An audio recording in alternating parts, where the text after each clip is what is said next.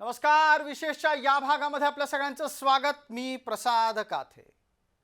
मीरा भाईंदर हा तसा मुंबईच्या जवळच्या एका उपनगरातला नववस्तीचा भाग. या भागामध्ये सध्या मराठी विरुद्ध व्यापारी असा एक संघर्ष उभा केला जातोय. मराठी माणसाला आव्हान देणारे व्यापारी मात्र 2च दिवसात शरण आलेले दिसले. व्यापाऱ्यांनी या निमित्तानं माफीनामाही दिला.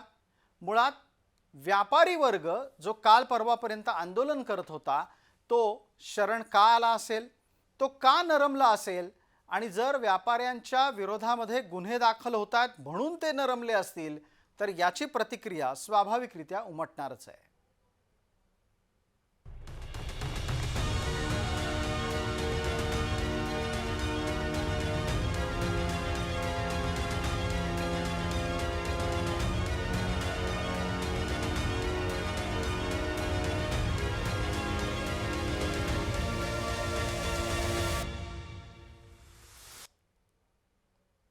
मीरा रोडचे जे व्यापारी आता माफीनामा देत आहेत त्यांच्याचपैकी एकानं काही दिवसांपूर्वी वेगळी भूमिका घेतली होती.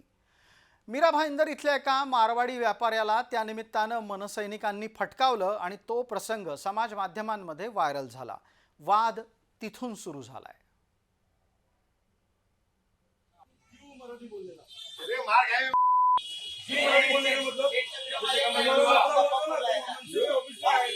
हमको सारे मालूम है कभी कन्वर्सेशन हुआ आज तो आपने क्या बोला क्या बोला इतना बड़ा आप इधर ही बोल रहे मेरे को इधर के अंदर अरे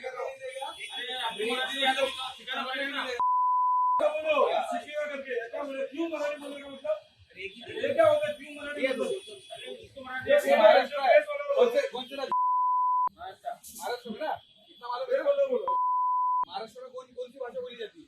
सब भाषा कौन सी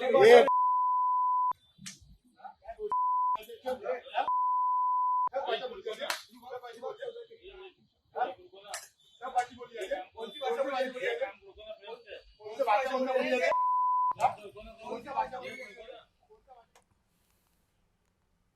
या मारहाणीच्या निषेधार्थ व्यापारी आधी रस्त्यावर उतरले.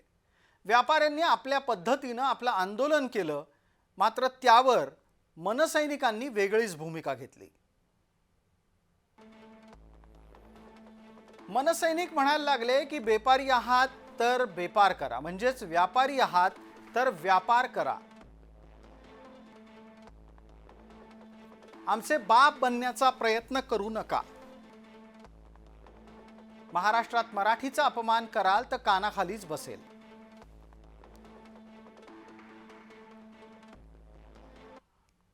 इतका सगळा वाद घडल्याच्या नंतर आंदोलन करणाऱ्या व्यापाऱ्यांच्याकडून अचानक माफीनामे येऊ लागले. ही भूमिका का घेतली गेली आणि त्या माफीनाम्यात काय लिहिलंय ते पहा.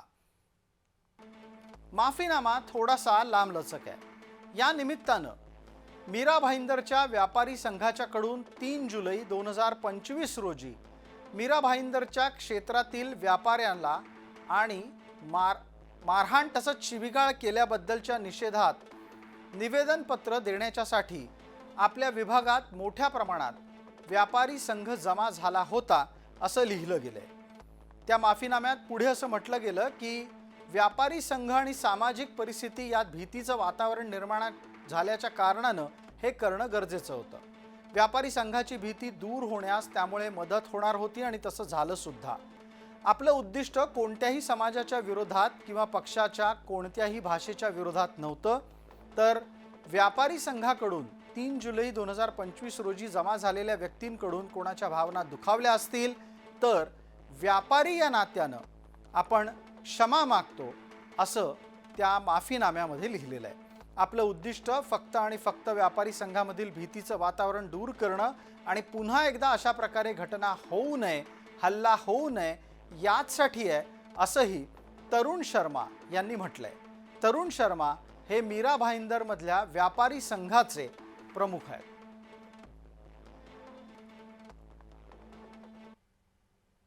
दरम्यान एक गोष्ट इथं नोंदवायला हवी की सरकारने न मनसेच्या आंदोलनाकडे वेगळ्या भूमिकेनं पाहिलं न व्यापाऱ्यांच्या आंदोलनाकडे. त्यांनी जी जागा सांगितली होती त्या जागेच्या व्यतिरिक्त आपण दुसरी जागा द्या, दुसरी जागा निवडा असं आपण त्यांना सुचवलं होतं आणि परंतु त्यांनी त्यास नकार दिला, म्हणून त्यांना परवानगी नाकारलेली आहे. अजूनही त्यांनी जर का जागा बदलली त्यांना मोर्चाची परवानगी ही देण्यात येईल. बघा, शेवटी कायदा सुव्यवस्थेचा प्रश्न निर्माण होऊ नये ह्याकरता जी काही काळजी घेणं आवश्यक ती काळजी आम्ही घेतोय. पण गुजराती आपण अशा वेळेस आपण व्यापाऱ्यांना देखील कुठलीही मोर्चाची परवानगी दिली नव्हती. त्यांच्यावरती देखील आपण गुन्हे दाखल केलेले आहेत. त्यामुळे आपण व्यापाऱ्यांना एक न्यायाने मराठीच्या विषयाला घेऊन जे आंदोलन करते ह्यांना दोषाने असं आपण काहीही केलेलं नाही. मीरा रोडच्या व्यापाऱ्यांनी दावा केला आहे की त्यांनी तर मोर्चा काढलाच नव्हता, केवळ मारहाणीच्या विरोधामध्ये त्यांची निषेध सभा झाली. या निषेध सभेला नेमके काही भाजप नेते हजर राहिले आणि हा वाद एका वेगळ्याच वळणावर गेला आहे. निवडणुकीची गणितं ही वेगवेगळ्या गणित याच्यावर अवलंबून असतात, वेगवेगळे निकष त्याला लागले जातात.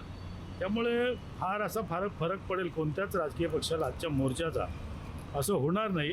परंतु याने एक होईल की मराठी मतं जी आहेत ती त्याचं ध्रुवीकरण होईल आणि त्याचं ध्रुवीकरण झाल्यानंतर जी अमराठी मतं आहेत आणि मीरा भाईंदरचा जर का विचार केला तर त्या मीरा भाईंदरमध्ये अमराठी मतदार जास्त असल्यामुळे मराठी म्हणणारे जे राजकीय पक्ष आहेत त्यांना किमान मीरा भाईंदरमध्ये त्याचा तोटाच होईल